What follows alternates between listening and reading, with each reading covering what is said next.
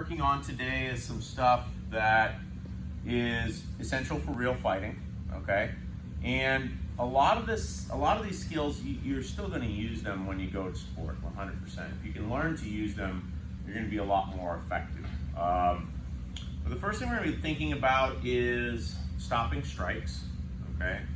And I want to be super duper clear, even mean about it to a certain degree, all right? Someone touching your head is not the same as someone really punching your head, okay? So when we think about stopping strikes, two things. One, if it's a real fight or MMA, you will get hit. Do not ever have the expectation of like a zero, like you're not gonna go through that kind of thing and not get hit. So like don't have those types of dreams to start off with, that like, if I get in a fight, like that's what Hollywood would like you to believe. It's like that in like real fights, people, there's like a person who could, like unless you hit them so hard that they don't do anything back, that's a possibility. But otherwise, if there's any amount of time in that altercation, you are getting hit, okay? You will get hit. What we can try to do is stop the types of hits that will knock you out, okay? Not all hits are the same. So just for example, this is something I'll show you here. Trevor. Closed guard is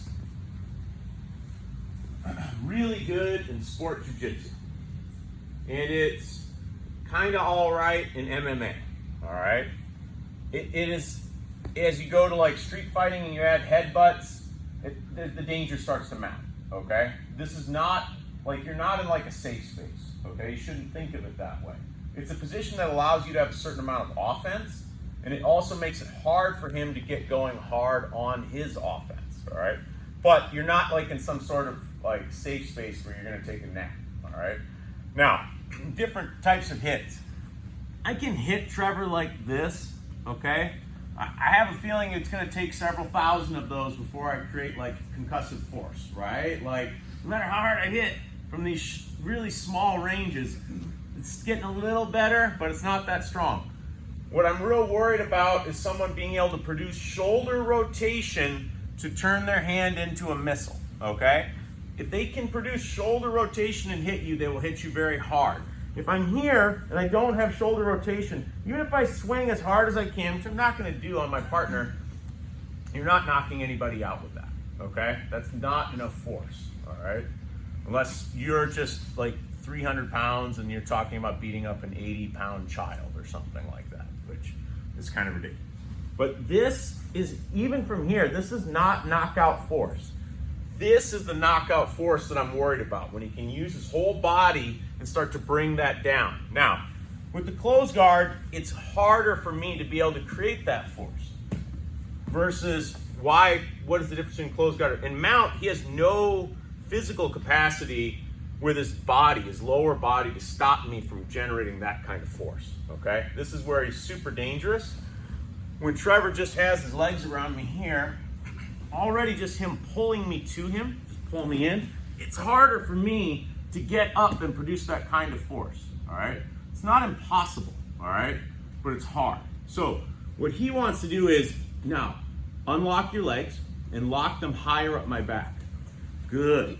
His butt and his head are off the ground. Just from this, just from his leg position being like this, it's not easy for me to get up. I can, but I'm moving with the parking brake on. So we switch up and down. Our first thing is just getting this posture, all right? Obviously, he can still hit me. I want to go my legs as high up as I can bring them. It's not, to me, very important to pull my heels to his body. Most people, when they do this, they're actually pulling the person up into the situation that they didn't want, okay? I'm here. For me, my goal is to point my knees at the floor, okay? And just from this leg position, keeping my butt and my head off the ground, when he tries to sit up for separation, it's hard. Without using his hands, can you get up? No. No. He should not be able to get up unless he uses his hands. Okay, when he uses his hands, that takes away one hand for striking, right? So get with your partner, put those legs. You want to think about your butt is off the ground, your head is off the ground, and your knees are pointing into the floor, okay? Just like that. Does that make sense? Your partner, I'm sure they'll be able to get up with their hands. I'm positive they will. But if they take their hands off the floor, can they get up with their lower back? All right? Get someone your size. 1, 2, 3.